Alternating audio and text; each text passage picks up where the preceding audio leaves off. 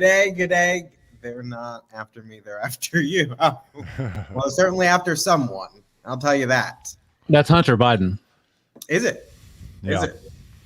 I know you only know him from his movies, but that's a still picture.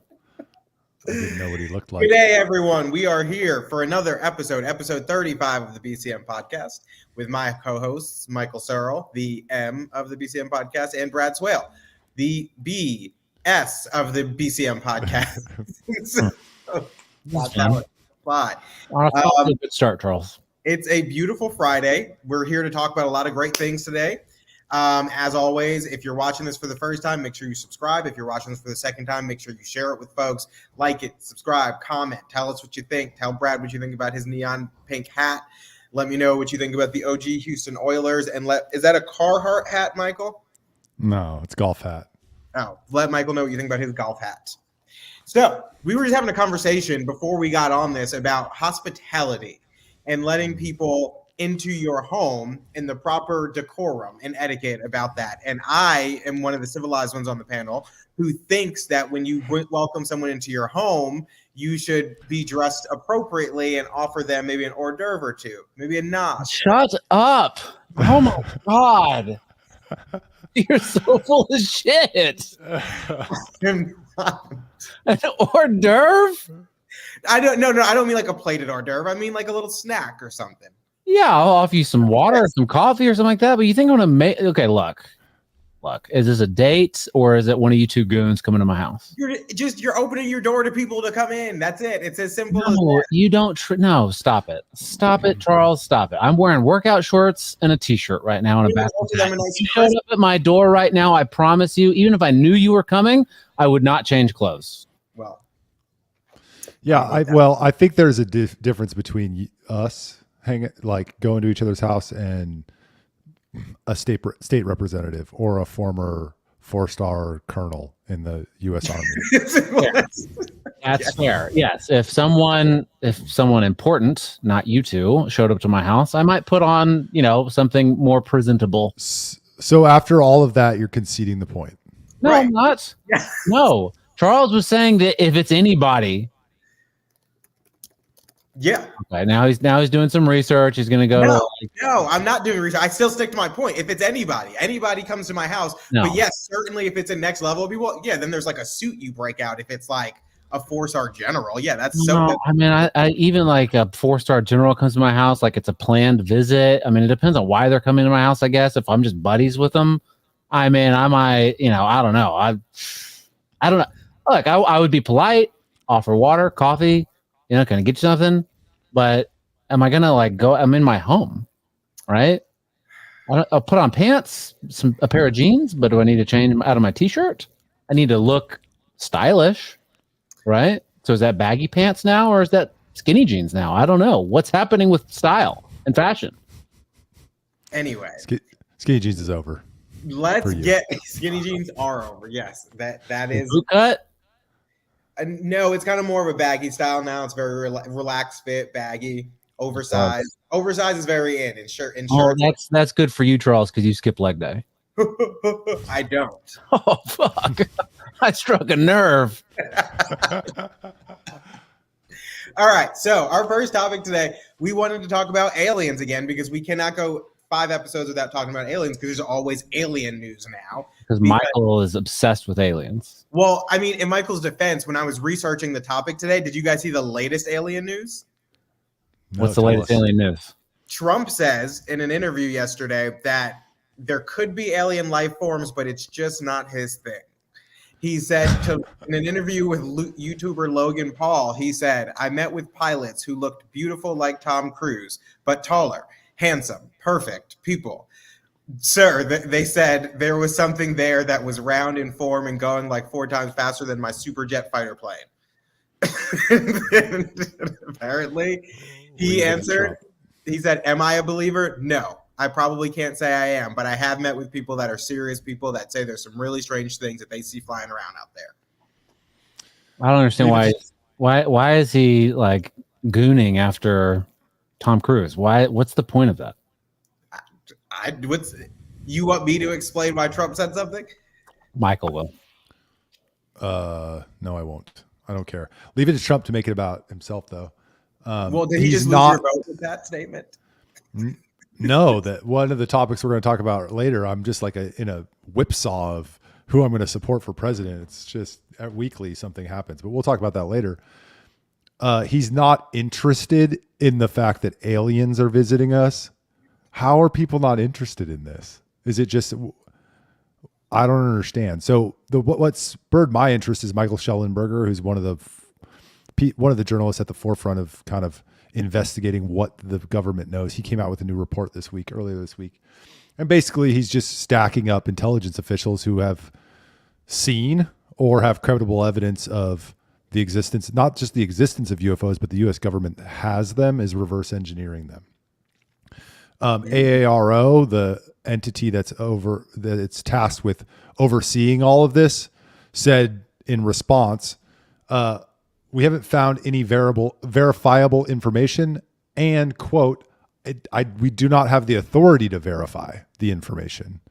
So we've created a government task force to investigate all these claims of UFOs and whether they exist or if the government has them and they're hiding them, but we do not give them the power to go verify the information. Well, isn't that what we do all the time, though, right? We have a problem, we create a government, but we have a problem with police. Let's create a police oversight board, but let's not let them actually investigate the police. Problem solved, but please continue. Yeah, I mean, well, when I was in the shower this morning, I was thinking about this. It's like, if they would just come clean on this shit, we wouldn't have to spend 100 years arguing about whether this stuff existed or not. Like, we know it exists. Okay, now what is it? Can we get to that? Because we know it exists. They're denying it or half denying it. And we're just going to keep fighting over whether it exists for another 20 years. And we need to get to the important question, which, what is it?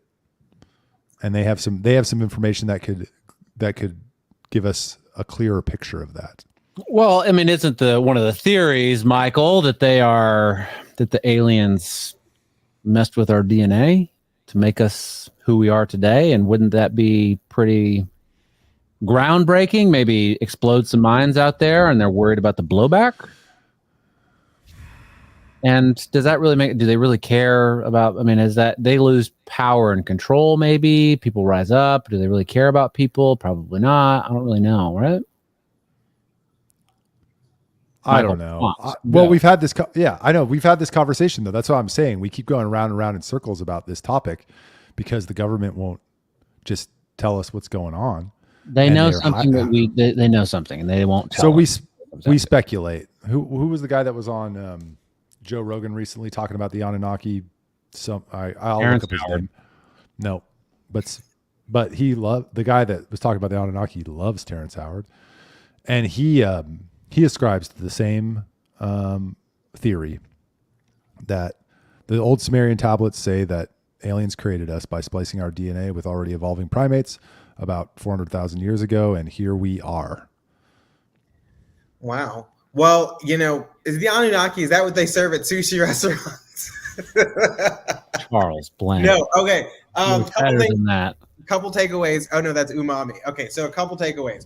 Umami is a sense, a flavor. It's not a thing. Okay. Like sweet. Oh, then that's edamame. It's edamame. Edamame. Yes. So, a couple takeaways. Trump not being interested, I find very interesting. Like, you were in the White House and now you find yourself uninterested in really finding out if aliens are there. Two, there are a lot of people who still don't believe in aliens. Yesterday I was getting my haircut. I was talking to my barber. He does not believe in aliens. You got a haircut yesterday? Yeah. I didn't notice. It doesn't really? look like Are you serious? It looks like you need one. He does not believe in aliens. 3, there is a research paper that came out this week from a Harvard study, the Harvard Human Flourishing Program, that says it has yet to be peer reviewed, but it suggests that life forms from other worlds could be living underground on Earth or within the moon, and that UFOs and other unidentified anomalous phenomena may in fact be evidence for them getting around. And that's a Harvard study, again, not peer reviewed, but they put that out this week. What good is peer review anyway? They game the system. Who cares? Peer review is it's not reliable. Michael knows that. It's more reliable than one person just saying it. What about 3 people on a podcast? Yeah, it's useful in some cases, but it's often used to defend a narrative. But yeah, Trump being disinterested is weird to me. Like, wouldn't you want to know? Is Brad frozen? Wouldn't you want to know? I think so. I saw that Harvard study. I mean, there's a lot of instances of people seeing these going to the ocean. I don't know about underground, but into the ocean. Well, here's another piece of it. It says there's a third minority class of these things, an unconventional terrestrial explanation. And apparently the ultra-terrestrial hypothesis includes crypto-terrestrials, which is the notion that UAPs or UFOs may reflect activities of intelligent beings concealed in stealth here on Earth, and or its near environments or walking among us. So essentially that they're reflecting things back to us. So you could be an alien and you're just reflecting a human back to me right now, and I would never know. And that's why you're leading us down this path to your people. Huh. And I don't know? No, I wouldn't know. You would know, but you're not going to tell me. I would know. No, yeah, I would never tell, but you wouldn't know if I tell you if I was an alien. Yeah, so all of that sounds plausible to me. I have no idea if you scale out human advancement over 1,000 years, like, could we be in little spaceships on other planets? For sure. So it's not that far fetched to think that another civilization that may exist out there in the cosmos is doing the same with us. The other thing that was interesting from the Schellenberger reporting, not to take a tangent, and this has come up a number of times, the aliens are very interested in nuclear development, weapons and power. So there's something there. He didn't speculate as to what it is, but he did say that they kind of did a data analysis of where do these sightings most frequently take place, and they're concentrated over nuclear sites, both energy and power. Interesting. Well, maybe that's how they survive. Maybe it's their water. You never know. It could be. It's interesting. I mean, to your point, in the last, 100 years, if you're looking at the whole span, we went from flying to the moon. But just in the period since we've gone to the moon, we've since sent rovers to Mars and other places. And so it's not hard to imagine that if there were a civilization before us that lasted longer than us, they could have made further advancements. And so I definitely believe it. Also, another thing in this report, it says is that the report suggests there may be an ancient human civilization much more technologically advanced than our own that has somehow survived in secret. And so, who knows? We might be on the cusp of something crazy. Yeah, the whole thing's breaking open, it feels like a little bit, but I don't know. Maybe I felt like that before. It's all interesting. A couple things that are weird. One being, why would they interact with the government? Like, why would they care who the government leaders are? Because they have their own government. Do they? Maybe. I would think that they would come and say, we need to talk to whoever's in charge. Take me to your leader. Take me to your leader. And so they would connect with them rather than connect with peons like us who can't do anything. But imagine our own government conspired with aliens to keep it from us. It's kind of crazy. Like they picked the aliens over us. We're going to keep it. Yeah, that's the speculation. Well, here's a final conclusion on this one. The craft, they're in private aerospace, and somebody needs to go get them. Like a fighter jet or something? No, like my congressman. Oh. Or senator. Like go get those things, take some pictures, send them out to the world. Let us know what you find. We're all very curious. And if they go to jail for it, it'll be a worthy cause. Yeah, for sure. Okay, so just for anybody watching, Brad did disappear, and something is going on at his home dealing with electricity. So he will be back, or he might not be back. We'll see. But we're going to keep moving for now. So the next topic, which I'll let you choose, since both of these are your kind of things, Epstein or Bitcoin, or Epstein and Bitcoin. Let's do Epstein. Okay. In my research for the Epstein segment, I saw that 2 days ago at 5 a.m., and I don't even know if this is what you were referencing, but ex-cop and former prison cellmate of Jeffrey Epstein sentenced to life in prison for murder of 4 men. No, Oh, I hadn't heard about this. So his ex-cop. Oh yeah, I know which guy they're talking about. The huge guy. yeah, that guy. Ex-cop and former cellmate sentenced to life in prison for murdering 4 men. Nicholas Tartaglione. Was one of the 4 men Jeffrey Epstein? It probably was under the name of Urbano Santiago, I'm sure, because that is one. There's some suspicious names here, and I wouldn't be surprised if one of them was Epstein. No, I was. If you could pull this up, I'll send it to you. Yeah. I was referring to Trump's comments on. He was on, I don't know, Fox News, and he was asked if he would release secret files like JFK, UFOs, and then he was asked about Epstein, and he kind of hedges, as you'll see in the video. I put it in the chat. That is quite interesting that he would do that. Well, is it almost like him hedging on aliens too? I mean, you'll just have to see for yourself. I mean, how interesting. Well, listen, I think Trump likes to hedge sometimes. I think he gets a little caught off guard with some of these things and then doesn't really know what to say. But we'll check it out and see what he says. But yeah, I wouldn't be surprised if he hedged. I would actually. I think that less so because you don't know it. You don't want to affect people's. Would you declassify the 9/11 files? Yeah. Would you declassify JFK files? Yeah. Would you? I did a lot of it. Would you declassify the Epstein file? Yeah, I would. All right. I guess I would. I think that less so because you don't know it. You don't want to affect people's lives if it's phony stuff in there because there's a lot of phony stuff with that whole world. But I think I would. Interesting. Your mic's a little cutting in and out. Yeah, very, very interesting that he would hedge like that, basically implying to me that some of his friends are tangled up in this thing, and he doesn't want that coming out.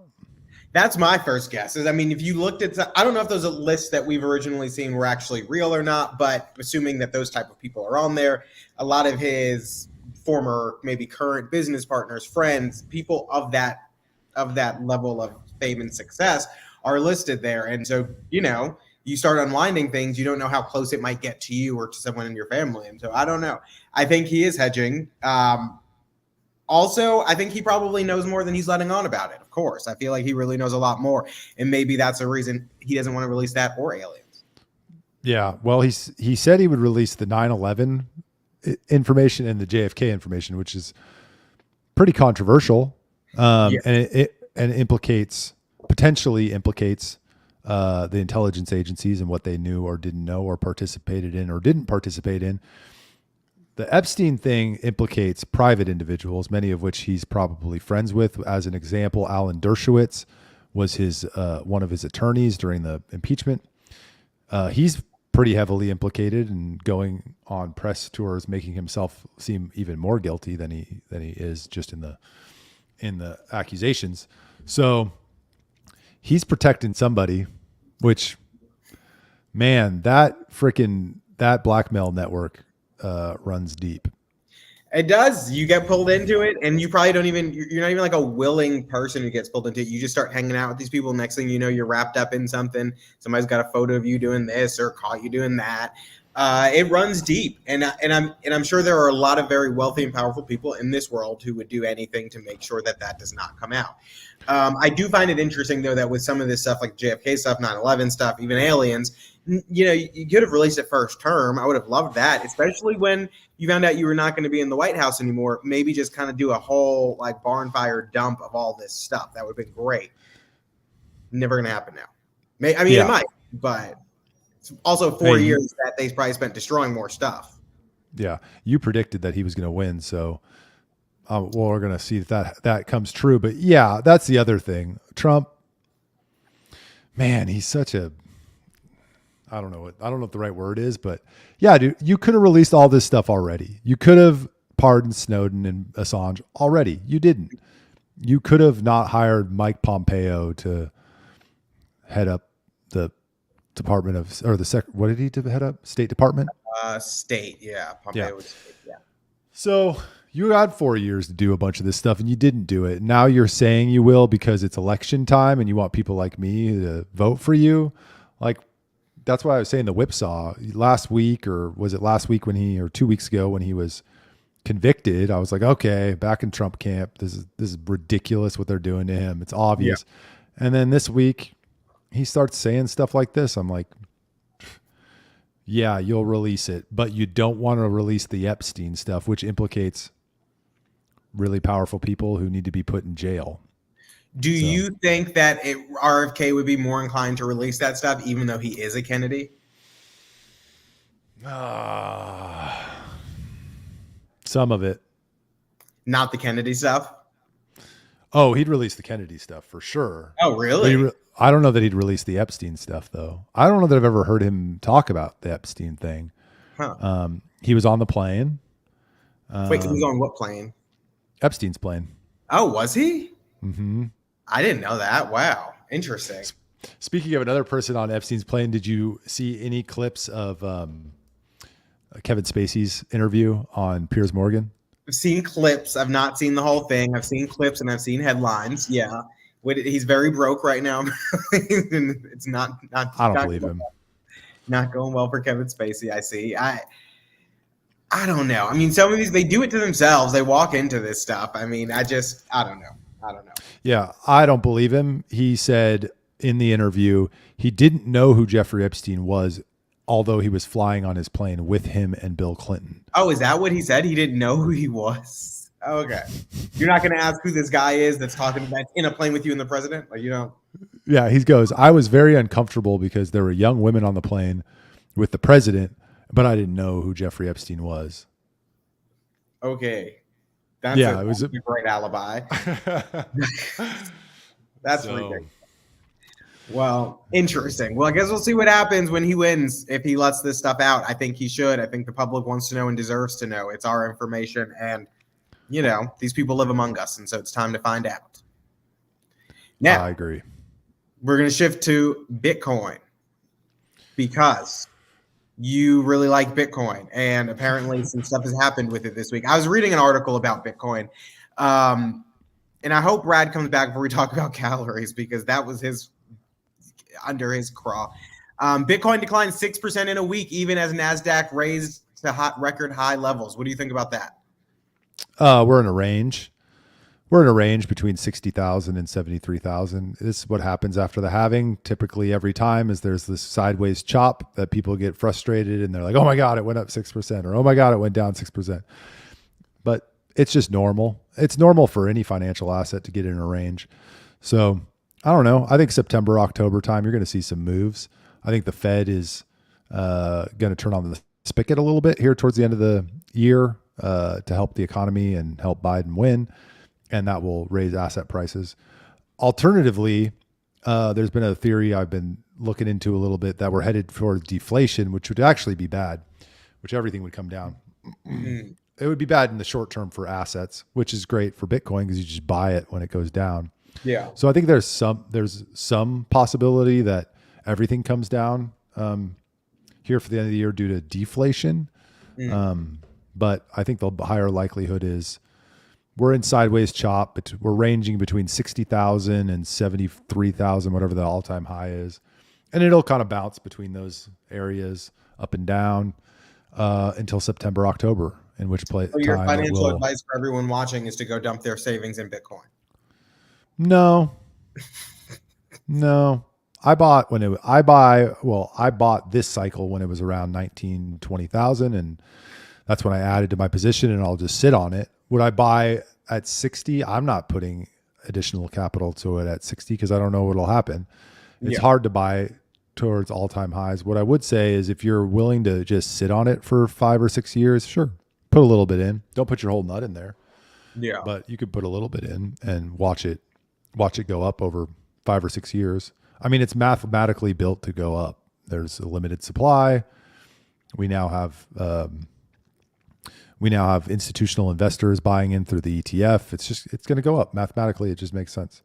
So is this a watershed moment? Well, I mean, obviously, let's get back to the reason that you wanted to talk about Bitcoin, which was the hedging. Oh no, it was Lieutenant Governor Dan Patrick here in Texas. He came out with a tweet. I'll try to summarize what the tweet said. He said, PUC announces that we're going to need 150,000 megawatts of power by 2030, and a lot of this is due to Bitcoin mining. And this is 30,000 more megawatts than previously projected, and we shouldn't be allowing Bitcoin mining because it's too energy intensive and it's going to put too much strain on the grid. And that's what sparked the Bitcoin interest, is that our, Lieutenant Governor here in Texas is suggesting Texas make the wrong move on Bitcoin mining in particular. Yeah, interesting. I did not see that, but it's interesting because I did read an article and I just pulled it up. This article I read back in March, and it was about a small town just outside of North Texas, I believe, that had a Rockdale. Yeah, and just how it was making the lives of people near there terrible. I don't know if that's true or not, or if this was just like a salacious article meant to rile people up. But yeah, and so I assume that that's part of this. It says recently state residents that live near large-scale mining facilities have begun to complain about adverse second-order effects, noise pollution generated by cooling systems to keep mining hardware from overheating. Somebody's quoted saying there's a tremendous amount of vibration that goes through the air, goes through the walls of people's homes. But at the same time that he said that, he was also running for an office, so can't necessarily. People saying they can't sleep at night, they're having adverse health effects. So, I mean, is it worth it, right? Is it worth, if this proves to be true? There's obviously the annoyance of being near this stuff, sound, whatever. Then now there's this complaint about the grid and putting the strain on the grid, and then allegedly adverse health effects. Where do we weigh that? What should be the case? Should it just, as of right now, I didn't seem the state has many regulations over Bitcoin mining facilities. So it looks like Lieutenant Governor wants to bring the state into that. Is it worth it? Or do you think the negative effects are worth the state stepping in? Well, I think you have to look out 20, 30 years. Is cryptocurrency, Bitcoin, blockchain, is it a emergent industry, or is it something that's here now and then it's going to go away? So you're kind of making a bet on that.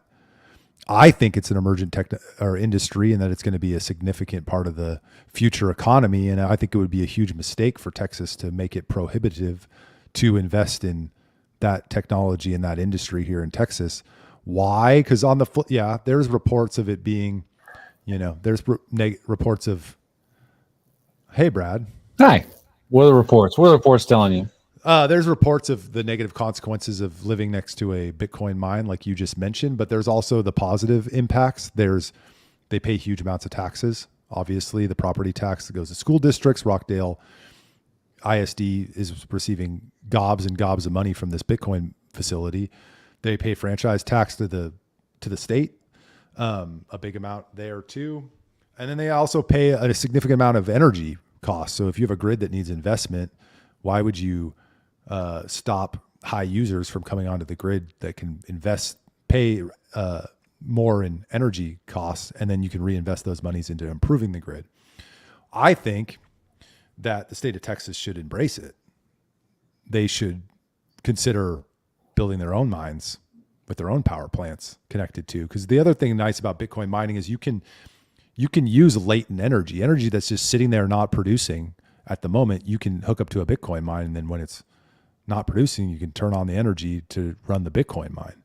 And then you're mining Bitcoin, which is an asset for the state, which is going to grow in value over time. So why wouldn't you? Well, I think the state now, then they'd be the ones who are being complained on by so I pulled up this article from Marathon, one of the ones that was running a Bitcoin mining facility up in North Texas. They constructed a 24-foot high, 2,000-foot long soundproofing wall in October 2023 to alleviate the issue for the community. However, residents of Granbury said during a town hall that the noise still permeates their home. They have sleep disturbances. It upsets livestock. They're nauseous. No, apparently it's still really bad. I do think that there's probably some real, and there's probably some unrecognized and unrealized concerns as well in terms of just living. I don't think radiation's probably an issue, but just being near massive, cooling and heating and all this stuff that we might not find out for another 50 years. And so I do get some of their concerns. If there was a way to give back to some of these communities in the sense that they're generating all this revenue and these communities now get a cut of it, and maybe each person gets this. This is just, I'm just throwing this idea out there. I'm not co-signing it or anything. I'm just saying an idea. Like they get a check every month for living in a town that has a heavy Bitcoin mining facility. And it alleviates those concerns. Like Alaskans get a check from the Alaska Permanent Oil Fund every year. Something like that maybe may do the issue if the state's going to get involved in Bitcoin mining. But it seems like there's some concerns they got to address first. Well, if there are health concerns, you got to address those, but move the mines away from people. Like, yeah, there's additional investment in energy infrastructure to get the energy to the mine. Sure, I understand that.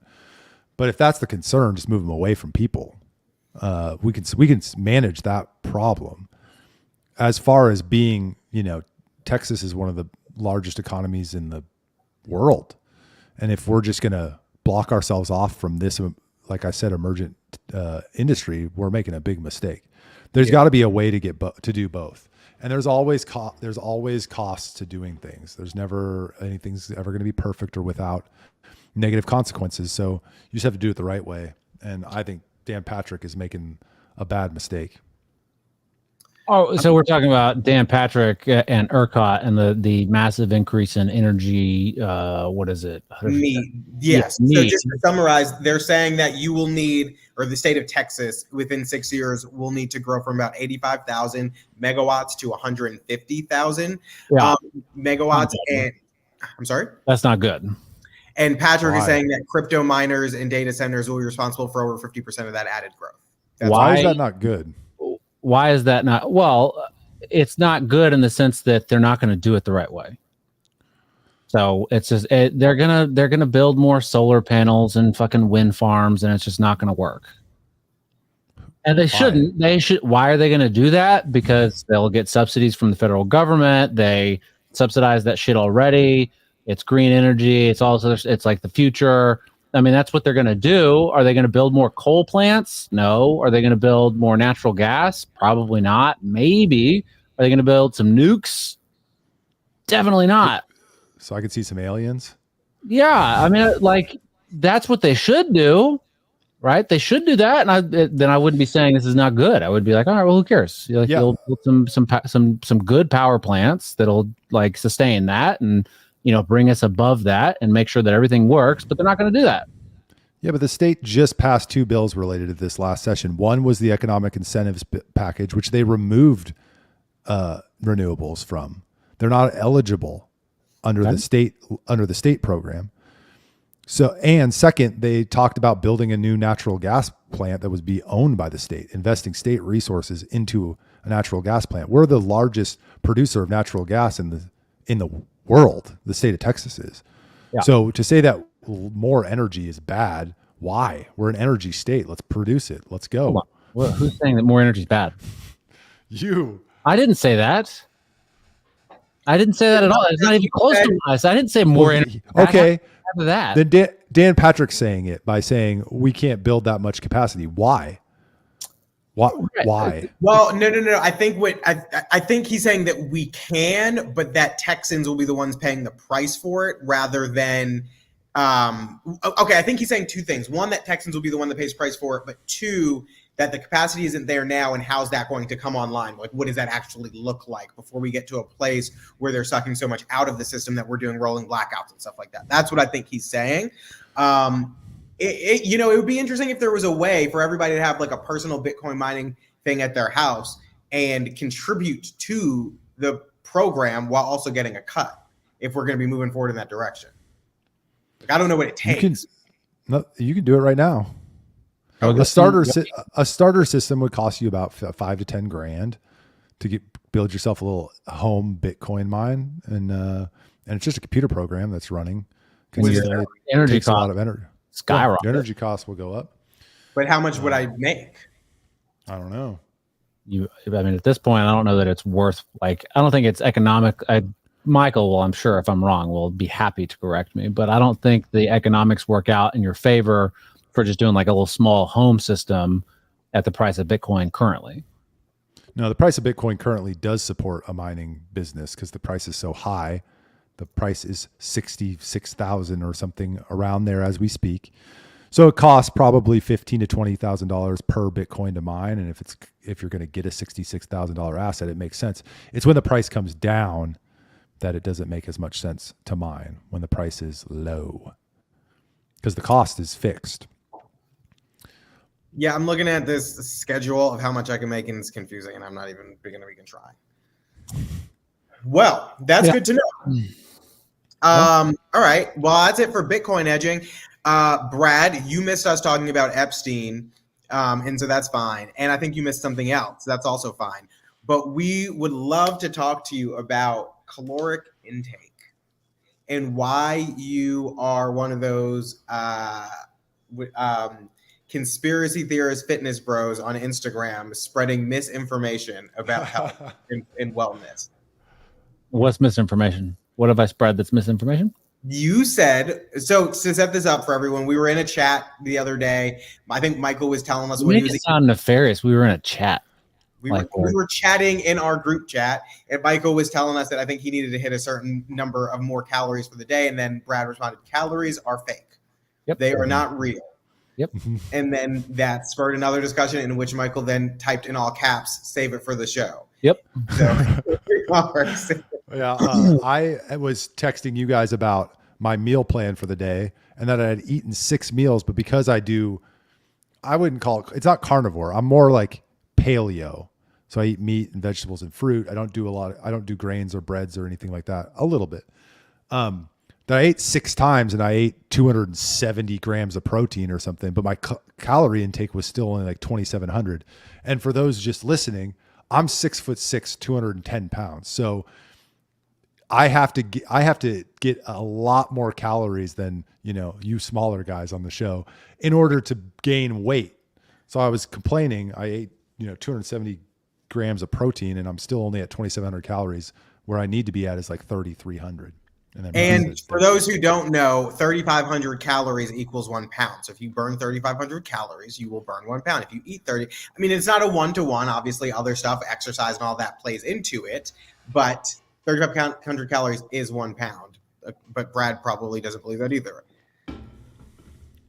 I don't know what y'all think I believe. This is very interesting. Well, Cha-Cha Heel says ice cream. So eat some ice cream and then you'll gain some weight. Maybe. No, actually, to that point, eat some ice cream, throw some protein powder in that ice cream. Oh, yeah. Listen, you don't know how many calories you ate. Michael, you don't know. So I hate to break the news to you, but you don't know. Yes, you do. No, you don't. Go on. Okay, tell us why. Go on. You have no idea. The calorie information on a label of something is not accurate. The FDA allows a 20% margin of error on that stuff. So it could be 20% higher, it could be 20% lower. And the way that they test it is different from manufacturer to manufacturer. So you don't really know how they're doing it. The servings, like, are you weighing your portions? Are you doing the test? Like, what are you doing? 1 second. I don't eat any packaged food. Okay, you still don't know how many calories you ate. You don't think that they have well-established calories for steak? You don't know how many calories you ate. Or eggs? You don't know. You might be close. You might be in the ballpark, but you don't know. That's the truth, and I'm sorry to be the bearer of bad news, but you don't know. I think yourself, you don't know.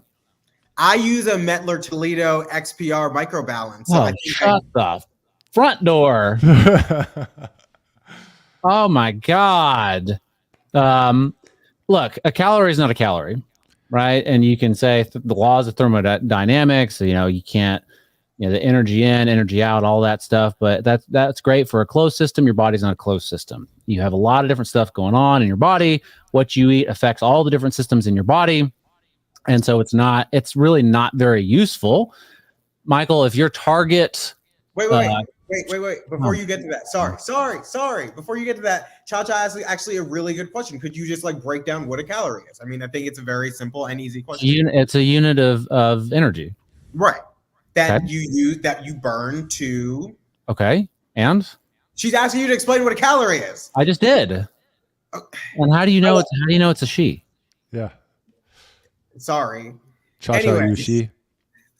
A So, calorie is a unit. Listen. Yes, it's a unit of energy. Okay.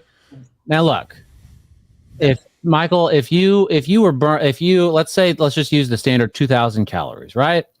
If you did 2,000, if you had to have 2,000 calories to sustain yourself to not gain weight or lose weight, let's just say that. And by the way, I said they're fake, but I also said they're fake in quotes because it's useless information. It's not worthwhile for any normal person. And yes, we're all normal people. You can bring up whatever, power lifters or bodybuilders you want. Some said in John Hack. I don't give a fuck what they do or who they are. They're not normal people. And even they are probably wrong on some of their daily intake and all this other stuff. They're not living the lives that you're living. They're probably on some performance enhancers, especially the bodybuilder. That doesn't mean that a calorie is not a calorie just because you're on a PED. Listen, bitch, I'm getting there. God damn, Charles. I'm sorry, Miss Blain. I don't normally talk to your son that way, and he's not one. Yes, he does. So if you're looking for 2,000 calories, just make it easy. 2,000 calories. That's how much you expend, whatever, right? If you took all of those calories and granulated white sugar versus steak, your body's going to react differently. Of course, right? You of course, right? Do you think you'll both are equally as good as far as calories go, and your body weight's going to stay the same? Nobody said that. No one said what. That you just said. That a calorie of sugar is the same as a calorie from. It's a calorie. A calorie is a calorie. It's all energy. It doesn't matter. Yeah, but I don't eat sugar. What are we talking about? You do. There's good calories and there are bad calories that carry. Not in the world of calorie counters. If you are saying something like the people who will eat butter because it keeps them in keto, sure, there are other effects that they don't consider at times. But if you're looking at a calorie, you know the difference between a good calorie and where you can get a good calorie of food and where there's a good proportion of protein to calories, and a bad calorie where there's 0% protein and a ton of calories. How many calories did you burn that day? What day? I'm talking to Michael. I don't know. You Okay. can estimate. I mean, it estimates based on the amount of time that I worked out. I don't track my steps. I agree. These estimates are useless. They're not useless. The only use that they will, if I get on a treadmill and it tells me how many calories I burned, right? It's not accurate. I guarantee it's not accurate. It's going to vary greatly. It's not. The only difference, but the only way that's useful for me is, let's say I get on the treadmill today and it says I burned 300 calories, right? The next day, I can use that information and say, I'm going to burn, quote unquote, 305 calories. I worked a little bit harder. But is it accurate? Is that how many calories I actually burned? Probably not. But you can use that information to say, yeah, I worked a little bit harder today. I'm increasing my intensity. I'm increasing whatever, the distance, the speed, whatever, right? But it's not accurate. That's not how many calories I burned. It's not going to tell me anything. Here's why calories are actually worthy of Michael's consideration for what he is trying to do. I assume Michael is attempting to put on muscle. He wants to put on weight, but predominantly muscle. Eat so more he's protein. going to eat in a caloric surplus for what his body needs. So if he's eating in a surplus every day from what his benchmark of what he thinks his body needs to maintain its current state, but he's eating in a surplus, as long as he maintains that surplus of, say, 500, 700 calories, regardless if it's a fluctuation of 20% in what the actual reported caloric intake is, he's still going to add muscle because he's above his surplus. So yes, he would need to know what those calorie numbers are, because you can easily undereat or overeat. Okay. Keep your protein the same, but increase your calories by eating more sugar. Do you No, because it's not. Do you gain muscle? No, not if you're just eating sugar. So let me But I'm continue. not going to eat sugar. Let me continue, you goons. God. I'm not going to eat sugar. Stop using that as an example. Oh my God. I'm not going to eat sugar. I would eat more of what I'm already eating, which is not sugar. I mean, I eat blueberries. So there's sugar in it. Fine. Eat more fruit. Eat more vegetables. Right. No. So you're conceding the point that it's not a calorie is not a calorie, and that the calorie information is not the most helpful. No, it's right? helpful in what Charles just said, that you need to make sure that you're at a surplus in order to put on weight. You don't know how much, and that's I could eat more protein and I would gain more muscle and still have the same, like the way that your body treats a fat and a protein and a carbohydrate and how it affects your systems is different. You're going to burn more calories digesting protein and turning that into energy than anything else. So just by eating protein and keeping your calories the same, you're burning more energy. Yes. It's not. But you're also utilizing more of that. We've had this this paradigm of counting calories for decades, and it is so useless. People are fatter than ever. They will count calories and maybe they'll lose some weight because they're doing other stuff, and maybe they're weighing their food, also their stuff, and then they stop and then they gain more weight. It's not helpful. They can look at labels and look at calories and look at, this beef has this much and this chicken has this much and whatever, and it doesn't work. People are still fat as fuck. It's because that's not because of calories. That's purely because of a misunderstanding of what of how it all works, right? So if you are overweight and you want to lose weight and you just do cardio, you don't do any weight training, you will lose weight, but you're not building muscle. Will you? People do that all the time and don't lose weight. That's because they're overeating. Right. So let me finish. So because they're eating high caloric foods that aren't good for them. Let me do a scenario. So say you are overweight and you want to lose weight. And the way that you do that is by doing a ton of cardio and eating one meal a day. You can drop weight very fast, but when you start to go back to normal, you're going to put that weight back on very quickly. If you drop weight by reducing your caloric intake, increasing your protein consumption, and doing weight training and building muscle, you can drop down. And then when you start eating, you won't put on fat the way that you did before. We all know that here. So, right? We're all in agreement with that? I didn't listen. I agree. So it's useless. So when you know that is why it does make a difference what calories and how you approach it. That does not mean that 1 calorie does not mean 1 calorie. It just means that there are good calories, there are bad calories, there are good carbs, there are bad carbs, there's mostly good protein. You just have to make better choices. So I disagree. I think calories matter. Brad, Cha-Cha said, what measurement do you recommend if you don't like calories? Yeah, I'd love to know. I've never once counted calories ever in my entire fucking life. That wasn't the question. Huh? That wasn't the question. Oh, I'm sorry. Can I answer questions in the way I'd like to answer questions, Charles? Or would you like to answer it for me? Okay. Please, Charles. Please, go ahead. Answer the question for me. I'm waiting. Got nothing. That's what I thought. Brad, you're okay. So can I answer the question? The reason because you waited too long. The reason that you have no credibility in this argument is that you said calorie counting is the reason that people are overweight. No, I would bet. I said it doesn't work. I would bet 1% of the population calorie counts. It doesn't work. It's been happening. Of course it works. No, it doesn't. It is a terrible, terrible way to try to lose weight. It doesn't work. Not if it's integrated with exercise and sleep and all the other things you need to do. No, you're wrong. You're wrong. Then what is a good way, and what measurement do you use? Please do tell us. You can look at the prevailing narrative is count calories, right? Count it and make sure you get less than X amount and you'll lose weight.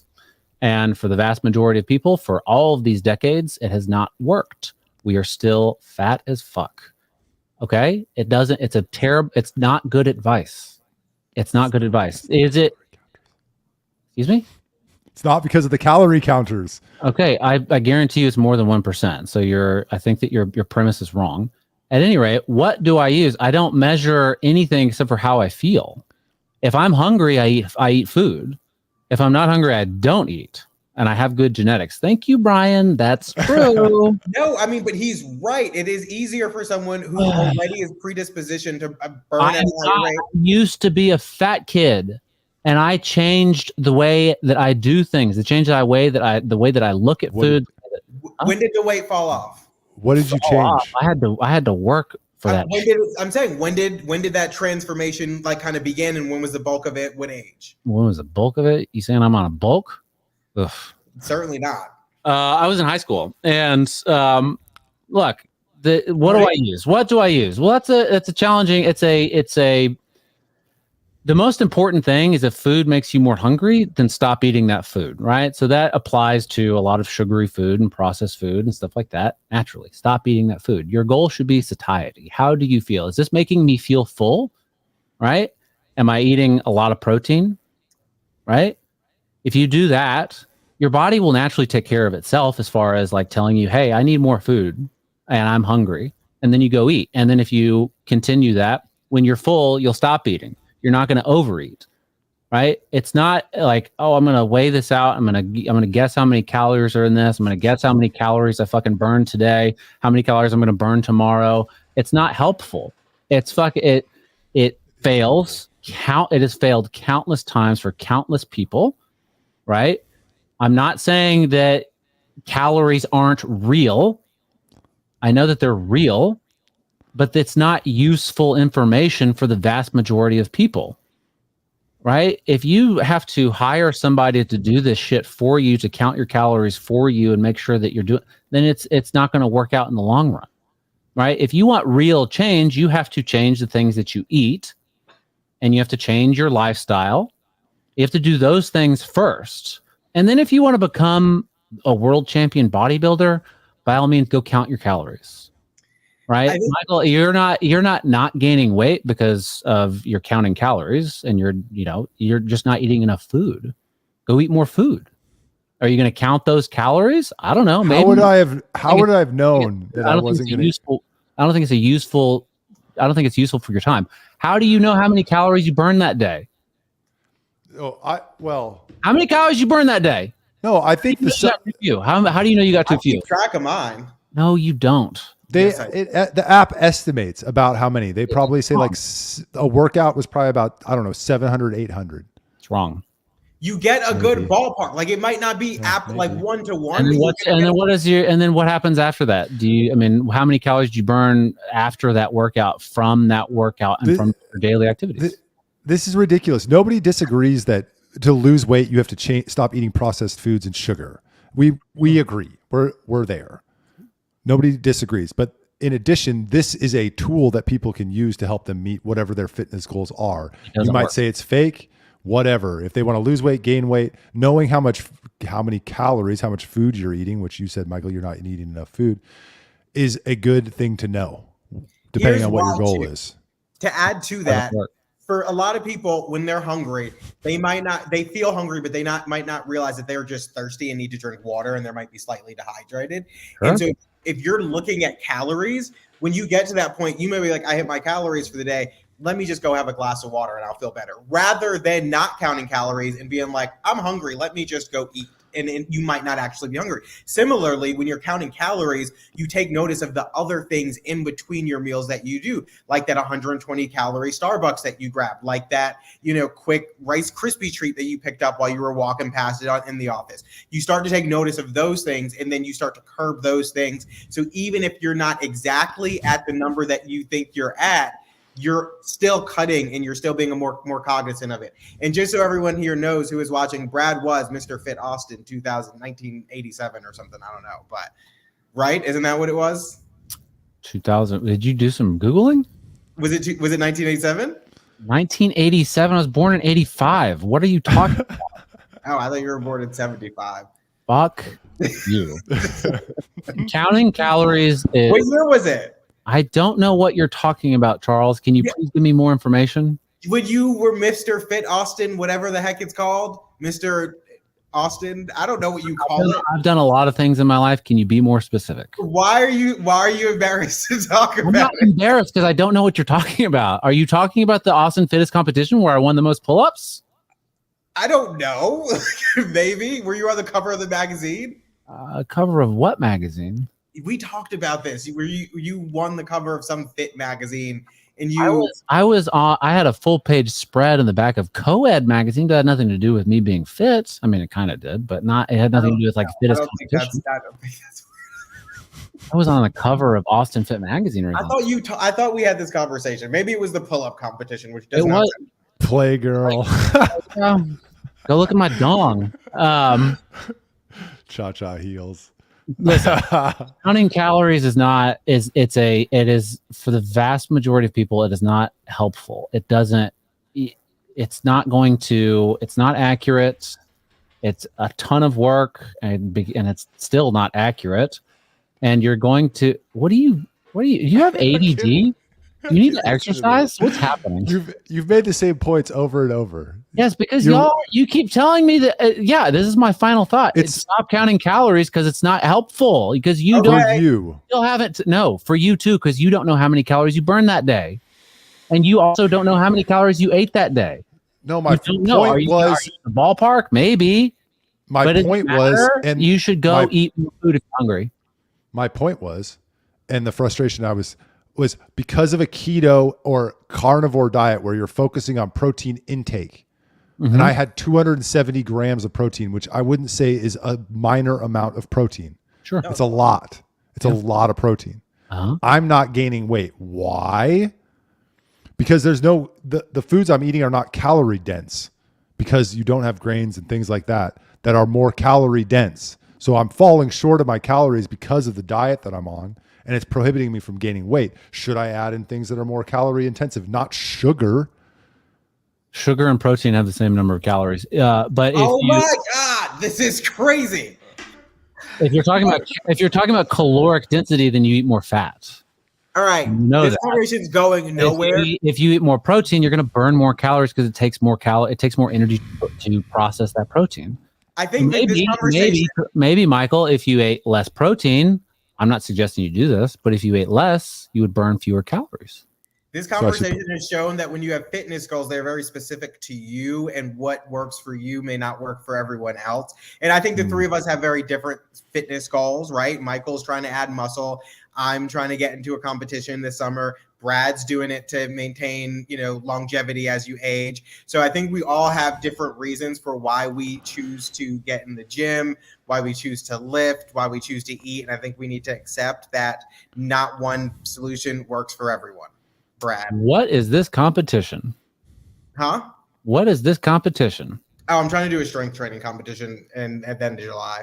How tall are you? I'm 5'8". Okay. I'm I'm mainly competing for deadlift. I'm not trying to do. I can do squats, but I don't feel like. How much do you deadlift, bro? It's not so much how much I deadlift now; it's how much I'm trying to deadlift by competition. But we can talk about that on another segment. Oh my God! Stop counting calories. Great. This was a great conversation. Don't stop calories. Stop it. Now, I don't even. By the way, I'm not giving anybody advice. By the way, this is not medical advice. This is not weight loss advice. You go fuck yourself and talk to your doctor. Go on Instagram, follow Brad. He gives workout advice to men. What's my Instagram handle? To aged men, huh? What's my Instagram handle? At Brad Swail. Nope. Mr. ATX Councilman. City Councilman. Nope. Sorry. Fit boy Brad. Right. All right, this is a great conversation. We're coming up on an hour. We did have two more topics. The one I really want to talk about is this mastodon that they found off the Florida coast. So they found a tusk of a mastodon. There's a rule in Florida, though, that says that if you find a fossil, you have to submit the paperwork to the Florida Museum of Natural History, who may take it. And if they don't take it within 60 days, you can have it. This diver found a tusk of a mastodon. That's not the first one he's found. It's just the largest and most intact. So it's now, they're not saying mastodons were there, so that's interesting. So that means that elephants should be able to live in Florida, I guess. He found it in the water? Yeah, in the water. He was sort of. Could it have floated there, or no with the currents moved around? All right. During the Listen, I know you're still angry about the calorie thing, Michael, but why don't you cool your guts a little bit? More angry that you dare say he eats sugar. I'm over it. I'm going to add 1,000 calories of sugar a day. No, the continental shelves were the continental shelves used to be above water. That's why they're called the continental shelves. During the last ice age, 13,000 years ago, when the mastodons were roaming North America, the sea levels were 400 feet lower. So all that area was exposed, or all that area was above water. So they're finding mastodons in areas that were previously above water. Oh, that's interesting. There you go.